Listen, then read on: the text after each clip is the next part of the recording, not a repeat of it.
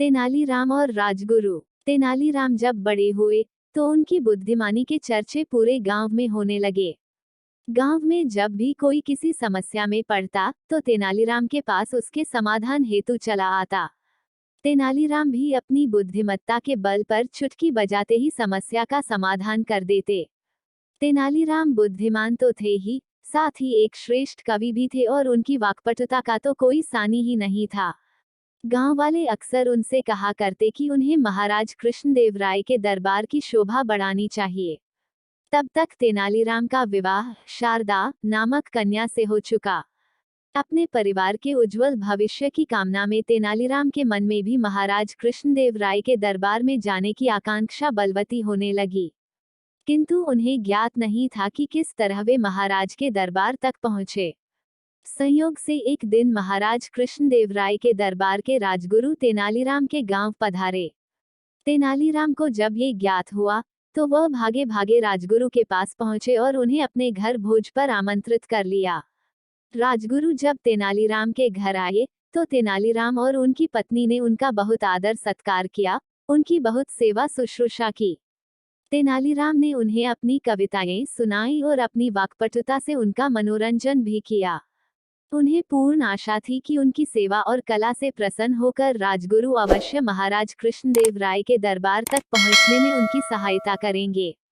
राजगुरु ने गांव से प्रस्थान करने के पूर्व तेनालीराम को आश्वासन दिया कि वह नगर पहुंचते ही महाराज से उनकी सिफारिश करेंगे और इस संबंध में उन्हें शीघ्र ही संदेश भेजेंगे। तेनालीराम प्रसन्न हो गए और उसके बाद से प्रतिदिन राजगुरु के संदेश की प्रतीक्षा करने लगे। लेकिन राजगुरु का संदेश न आना था, न ही आया।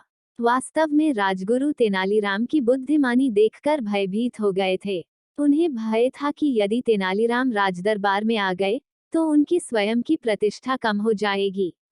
इसलिए उन्होंने तय कर लिया था कि वे तेनालीराम के संबंध में महाराजा कृष्णदेव राय से तो क्या किसी भी अन्य राज दरबारी से चर्चा नहीं करेंगे।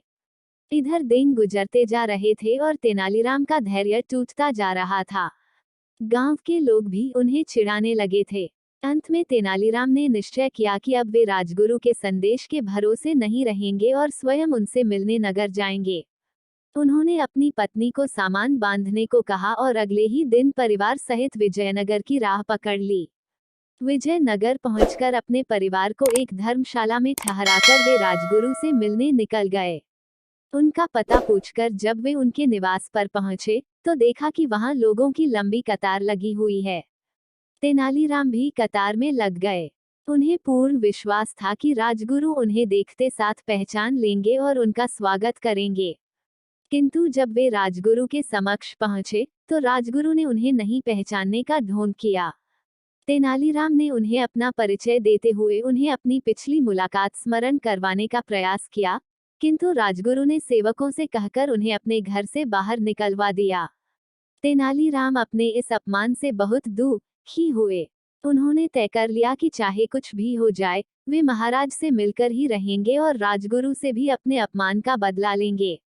अगले दिन किसी तरह वह पहरेदारों को बहला फुसला कर राजदरबार में पहुंच गए। वहां जीवन के वैराग्य और सत्य असत्य पर ज्ञानियों और पंडितों की गहन चर्चा चल रही थी। राजगुरु भी उस चर्चा में सम्मिलित थे।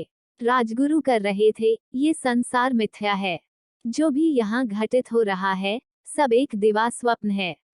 ये मन का भ्रम है कि कुछ हो रहा है। यदि जो घटित हो रहा है हम उसमें सम्मिलित न भी हों, हम वह न भी करें तो कोई अंतर नहीं पड़ेगा। ये सुनना था कि तेनालीराम बोल पड़े, राजगुरु जी, क्या सचमुच सब कार्य भ्रम है? तेनालीराम को राजदरबार में देखकर राजगुरु चकित हो गए। उनके मन में आवेश का ज्वार उठ खड़ा हुआ।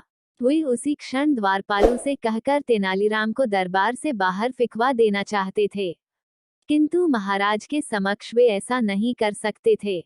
इसलिए स्वयं के आवेश पर नियंत्रण रख वे मृदु स्वर में बोले, ये सत्य है कि समग्र कार्य भ्रम है। चाहे कुछ किया जाए या न किया जाए, कोई अंतर नहीं पड़ता। यदि ऐसी बात है तो राजगुरु आज दोपहर महाराज के साथ हम सब मिलकर भोजन करेंगे और आप दूर बैठकर देखना और सोचना कि अपने भोजन ग्रहण कर लिया।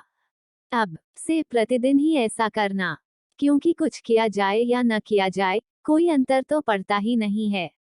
तेनालीराम मुस्कुराते हुए बोला। ये सुनना था कि महाराज और सारे दरबारी हंस पड़े। राजगुरु का सिर लज्जा से झुक गया। महाराज कृष्णदेव राय तेनालीराम के तर्क से बहुत प्रभावित हुए थे। उन्होंने उनका परिचय पूछा। तेनालीराम ने अपना परिचय देते हुए गांव में राजगुरु से मिलने और गांव से राजदरबार पहुंचने का वृतांत सुना दिया। पूरा वृतांत सुनकर महाराज राजगुरु पर बहुत क्रोधित हुए। महाराज तेनालीराम की वाक्पटुता और बुद्धिमानी से अति प्रसन्न थे। उन्होंने उन्हें राज्य का मुख्य सलाहकार बना दिया और इस तरह तेनालीराम महाराज कृष्णदेव राय के अष्टदिग्गजस का अभिन्न अंग बन गए।